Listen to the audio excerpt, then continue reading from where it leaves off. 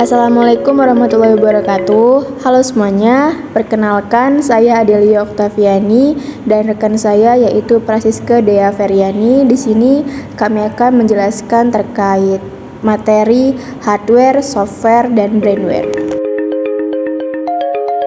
Hardware adalah suatu komponen yang ada pada komputer yang bisa dilihat secara kasat mata dan mampu disentuh secara fisik. Fungsi hardware sendiri yaitu untuk mendukung kinerja komputer sebagai pengolah data dan menampilkan input proses. Contoh dari hardware itu sendiri yang pertama yaitu CPU atau Control Processing Unit, monitor, keyboard, mouse, CD-ROM, hard disk, compact disk, dan floppy disk, dan lain-lain. Selanjutnya adalah software. Software adalah kumpulan data elektronik yang disimpan dan diatur oleh komputer. Data elektronik yang disimpan komputer bisa berupa program yang berguna untuk menjalankan suatu perintah. Selanjutnya yaitu jenis-jenis software. Yang pertama yaitu software system.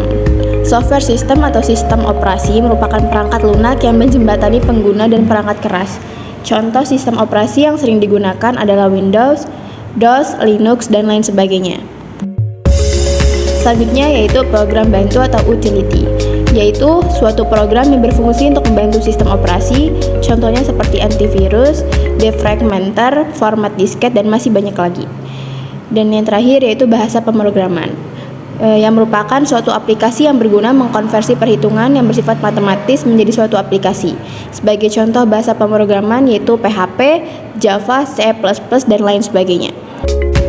Jenis-jenis software berikutnya yaitu software aplikasi yang terdiri dari pengolahan kata atau word processor yang berfungsi untuk melakukan pengolahan kata atau pekerjaan yang berhubungan dengan naskah dan berbagai macam administrasi surat menyurat. Contoh aplikasinya Microsoft Word, AMI Pro, WordPerfect, dan WordStar. Kemudian yang kedua yaitu pengolah angka atau spreadsheet yang berfungsi untuk melakukan pekerjaan yang banyak berhubungan dengan angka-angka seperti penggunaan perhitungan, laporan keuangan, dan grafik. Contoh aplikasinya yaitu Microsoft Excel, Symfony, SuperCalc, Lotus 123, dan lain sebagainya. Selanjutnya yaitu pengolah data atau database yang berfungsi untuk melakukan pengolahan data baik berupa angka atau gabungan angka dan kata. Contoh aplikasinya ada Microsoft Access, DBase, Workbase, FoxPro, Clipper, Paradox, dan lain sebagainya. Yang keempat, multimedia. Software ini digunakan untuk memutar musik, menonton film yang menampilkan gambar maupun audio. Contohnya Winamp, Audio Pro, Real Player, King, Jet Audio, dan masih banyak lagi. Yang kelima, komunikasi dan internet. Software aplikasi untuk komunikasi dan internet bisa menghubungkan banyak orang dalam jangkauan. Beberapa aplikasi yang bisa digunakan contohnya ada Internet Explorer, Google Chrome, Opera, Mirch, ICQ, dan lain-lain. Keenam, antivirus. Seperti namanya, software ini berfungsi untuk membasmi virus dari perangkat penyimpanan komputer.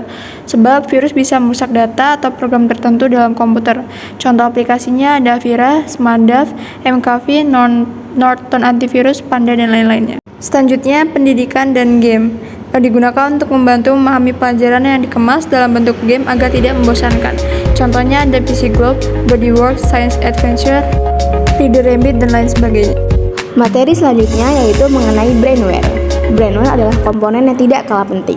Sebenarnya, brainware adalah sebutan untuk manusia yang memakai, menggunakan, atau mengoperasikan komputer tanpa adanya pengguna. Contoh brainware yang pertama ada programmer, yakni orang yang membuat dan mempersiapkan program-program yang diperlukan dalam komputer. Yang kedua ada administrator yang bertugas untuk mengelola sistem operasi dan program yang berjalan pada jaringan komputer. Dan yang ketiga itu operator yang bertugas melayani dan menjalankan sistem yang berhubungan dengan perangkat komputer.